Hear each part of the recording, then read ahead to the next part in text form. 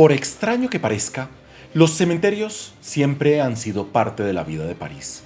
No son solo jardines de recogimiento o lúgubres parques de recuerdos, sino verdaderos monumentos donde descansa un sinnúmero de personajes de fama mundial. De hecho, en la Ciudad Luz se pueden visitar las tumbas de varios hispanoamericanos que han marcado las letras o la política del continente, como la tumba de Rufino José Cuervo, Julio Cortázar, César Vallejo, Miguel Ángel Asturias y del expresidente mexicano Porfirio Díaz.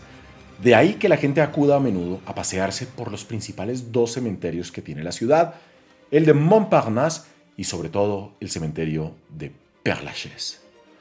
Pocos lugares pueden jactarse de tener tantos ilustres personajes por metro cuadrado como el Père-Lachaise. Sin embargo, la fama no lo ha salvado de las historias que giran en torno a todo cementerio y aún hoy en día es la sede de mitos y leyendas, como si alguien se hubiera sentado una noche a inventárselos todos a propósito. Entre los más famosos se encuentra el de la familia Demidov, una de las más ricas del Imperio Ruso que tenía propiedades por toda Europa y que poseía las minas de hierro y oro de los Urales, nada más y nada menos. En pocas palabras, eran los dueños de la industria siderúrgica de Rusia y una de esas familias que, según decía la gente, eran más ricas que el mismísimo zar. Los Demidov eran además unos viajeros incansables, al punto que una parte de la familia decidió instalarse en París tras la caída de Napoleón Bonaparte. En 1818 y tras unos años de residencia en la capital, la muerte se llevó a doña Elizabeth Demidov, a la que enterraron en una suntuosa tumba de mármol blanco en forma de templo griego que llegó a ser la más grande del cementerio y que todavía se puede visitar.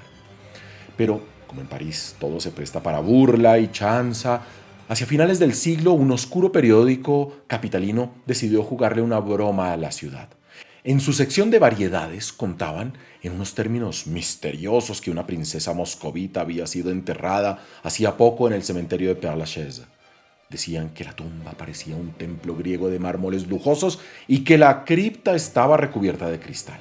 En la parte inferior del artículo le recordaban amablemente al público que la señora había dejado un testamento en una notaría parisina.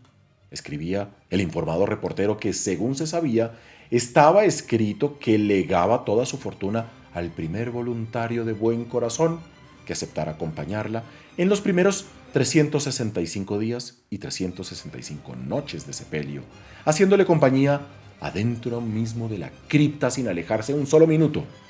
La princesa exigía ser velada sin interrupción, pero hacía alarde de liberalidad al no oponerse a que le hablaran durante algunos minutos o a que le leyeran libros de ficción.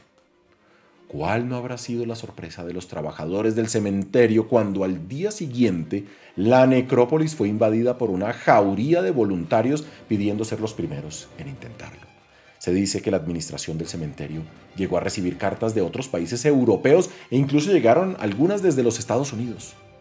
El hecho fue un escándalo total, al punto que en los principales periódicos de la ciudad comenzaron a aparecer artículos contando las historias de algunos intrépidos que se aventuraban en los mortuorios aposentos de doña Demidov, sacudida en su casi centenario reposo. El periódico Le Temps, El Tiempo, de París, por ejemplo, publicó en el 2 de noviembre de 1896 que, a pesar de los valerosos esfuerzos de algunos aventureros, ninguno había podido aguantar más de un día, que uno de ellos había sucumbido a un paro cardíaco y que otro había simplemente perdido la razón.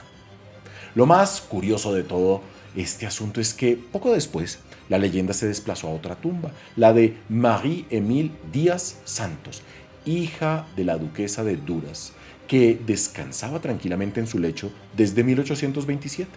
Cuentan que a principios del siglo XX un rumor, igual que el anterior, comenzó a circular por París diciendo que la duquesa había prometido 1.000.000 de francos al que la acompañara en su cripta durante todo un año. Los trabajadores del cementerio cuentan que hasta los años 70 todavía llegaban voluntarios en busca de la fortuna y de la hija de la duquesa, obviamente. Como estas, hay muchas otras leyendas del cementerio Père-Lachaise. Miles, diría yo, al punto que la administración debe estar permanentemente en vigilancia para evitar que se salga de las manos algún culto post-mortem particularmente activo. Después de todo, Es entre estas tumbas que se encuentra, por ejemplo, la estatua de bronce de Victor Noir, de la que algunas mujeres afirman que favorece la fertilidad y que tuvieron que mandar a lustrar de nuevo hace poco para que no se notara el brillo de un cierto apéndice que salía de esta estatua.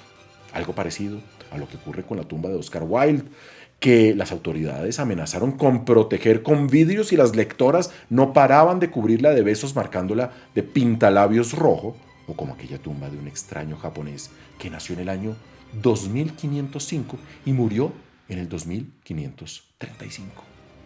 Así que nada de nervios si algún día se encuentran con alguna ceremonia insólita en los cementerios de París, que guardan todo tipo de mitos, reúnen todo tipo de personas y generan todo tipo de manías.